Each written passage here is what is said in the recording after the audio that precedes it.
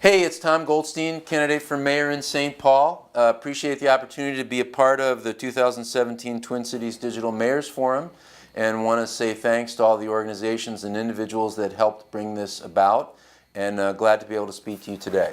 So I want to talk a little bit about shared sustainable prosperity, obviously, but really make the point that my campaign from the start has really been about those things.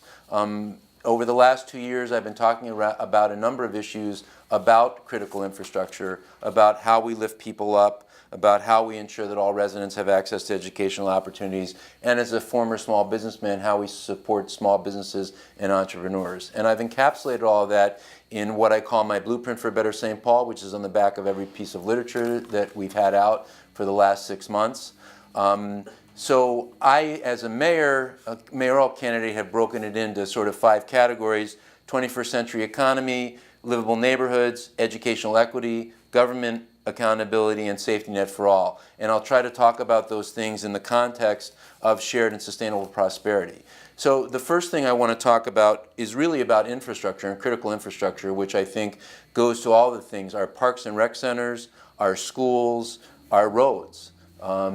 And the way that we get around, transit, and having something like broadband as part of infrastructure so that we address the digital divide and everybody has affordable access, because I think that's key to growing business and creating the kind of 21st century jobs that we need in St. Paul that we've done little to advance in the last 12 years.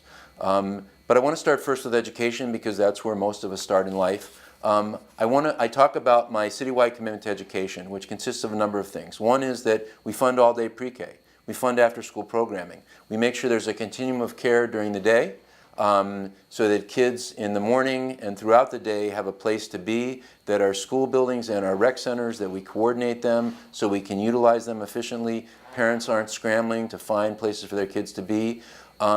But also that we have adult mentors, that we have partnerships for every school, sort of like the Hamlin to Hamlin Collaborative, where there are students in Hamlin throughout the day teaching, mentoring, serving as classroom aides, that we tap the volunteer potential in our community with businesses and nonprofits and the faith community and elected officials, that we all adopt a school. We're all involved in a school, so we're there tutoring, we're there mentoring, we're trying to provide a positive presence in kids' lives, but also a path for them to come see businesses, to be on college campuses, to see the jobs in nonprofits, to see career paths that many of us found through connections to relatives or friends or neighbors or our parents, that the kids that may not have parents in the home have those same opportunities, and so that they see their career path. Because in St. Paul, the quickest, and anywhere, the quickest way out of poverty and to prosperity is a job. And in St. Paul, we have not created jobs. In fact, we're down 12,000 jobs over the last decade or so. So name an industry that we've brought here. Brew pubs and coffee shops have become popular in St. Paul. Love them, but you can't build an economy around that. So what are we going to do to actually create jobs in St. Paul? I would argue that we need a broadband network as a starting point where everyone has access as an incentive to bring businesses here. But we also need to talk to businesses and entrepreneurs and ask them, what do you need to come to St. Paul besides, a big subsidy, which we can't afford? Is it better training with our workforces and aligning the educational opportunities? So, for example, we could create a whole class of solar techs that could get out, and we could lift up a solar industry right now in St. Paul and create a whole bunch of jobs that way. But it's more about technology. Let's attract tech firms here. We could build a broadband network and light it up tomorrow, a fiber network along the Green Line, and turn University Avenue into a tech corridor. We could do the same thing at the Midway if we weren't building a soccer stadium. We could do that at the Ford plant. And then if we had left the Ford plant intact, we might have a place that could be a distribution center for companies like Amazon, not on the level of a corporate headquarters, but something to replace the 1,800 jobs we've lost, because through all the rhetoric that everybody's talking about, other candidates, about all the great things they're going to do for St. Paul, the one thing they haven't explained is how they're going to create jobs. And we can't just subsidize housing and provide all these other things because we don't have enough resources. We need to lift people's incomes up, which means we do have to raise the minimum wage, and I would argue the target should be large corporations. I appreciate that Target has found, is setting the path forward by promising to raise wages by 2020. I'm hoping all the other Fortune 500 companies here will do the same, and that we find a way to lift jobs eventually. But with small businesses, we may need to make sure that we don't exclude businesses from creating those jobs of tomorrow that will pay people $20, $30, $40, $50 an hour. And so we need to think strategically, and we need to think inclusively, where we aren't looking to just hit a home run with a large industry, but we're looking to make resources available to would-be entrepreneurs, for businesses to expand, for immigrants and refugees and minority communities to be able to get into business, which means we need the resources available to the city in terms of kind of a one-stop business shop where you can learn how to navigate the city, but also access to loan funds, whether it's a micro loan of $500 to $1,000 or a $10,000 or $100,000 development loan, so that you have the ability to get into the business, you have the ability to expand your business. And it doesn't matter, you don't have to be a billionaire, you don't have to know someone at City Hall, you're just someone with a good idea and a good plan, and the city can help you with that plan, but help you find a path to resources. We also need to be smart about the investments we make and the decisions that we don't pursue. For example, the Ford plant might have been repurposed as a distribution for Amazon or another company, or we could have co-located a number of businesses there that would have created the jobs for tomorrow. So we can't look at everything as just another venue for building housing with retail down below. That's not to minimize the importance of affordable housing, which is certainly part of shared prosperity. As a former organizer on affordable housing and someone who's worked on homelessness issues and helped formulate or help develop Lobby Days at the Hill, I understand what the issues are, and I know that we cannot build ourselves out of the affordable housing crisis.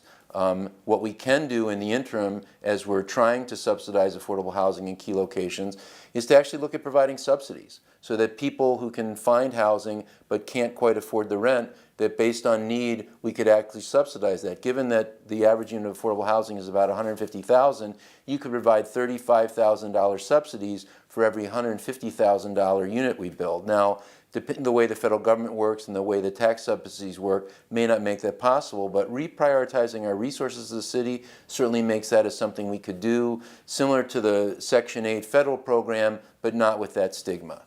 So in terms of transit, we need to have the way for people to get to, for example, the Green Line. We need to have increased bus service, which works coordinating with the Met Council and other agencies. We need circulator buses from some of our senior high-rises, such as the Hamlin high-rise, where people don't have access to transit. The East Side is not served well by transit. And that gets to where affordable housing gets located. Do you want to locate it in neighborhoods where there is no transit, where people can't afford to shop, where the jobs are not there? Or do you want to have it nearby where you have access to freeways and the Green Line and the A-Line? And that gets to how we do business as a city and the accountability and transparency and actually having goals that we're going to follow through on. And the way I approach that is that we need a citywide scorecard where we're measuring a number of things, from policing to environmental sustainability to transit to equity, all across the board, so you actually see what the city's goals are, maybe modeled on the Portland plan, where you know what the goals are and you can track them. Politicians hate to be held accountable, and so we need something that will force them to be accountable. And I think a citywide scorecard is a start to that. Right now you go to the website in St. Paul and we're not measuring those things. And if you don't measure those kind of things, you're not going to get results. And that means having a comprehensive plan. It means talking to all the organizations like yours, talking to everyone in the community in a way that we're really listening and they have a seat at the table. We need a safety net for all so people don't fall through the cracks. So affordable housing is supportive housing that includes mental health services and job training. But it's really being intentional. It's really about changing the status quo so that St. Paul isn't just a city that works for well-connected people, isn't just a city that benefits developers and millionaires and billionaires, but it's a city where we do equity for everyone. And that means everyone needs to be able to participate. And we cannot continue business as usual in St. Paul. I believe I'm the best candidate who's going to change things. I'm independent. I am not a pawn of big business. I am not a pawn of police and fire. I am someone that is actually listening to people and working for the greater good. That's been my track record, investing in neighborhoods, working on sustainable and shared prosperity, and that's what I'll continue to do as mayor. So I appreciate this opportunity to try to present those ideas in a really comprehensive way. I hope you will find it informative and that you will not be shy about following up website, email, phone call. and I hope you have a great discussion once you get the chance to look at everybody's videos together. Thank you and have a great day.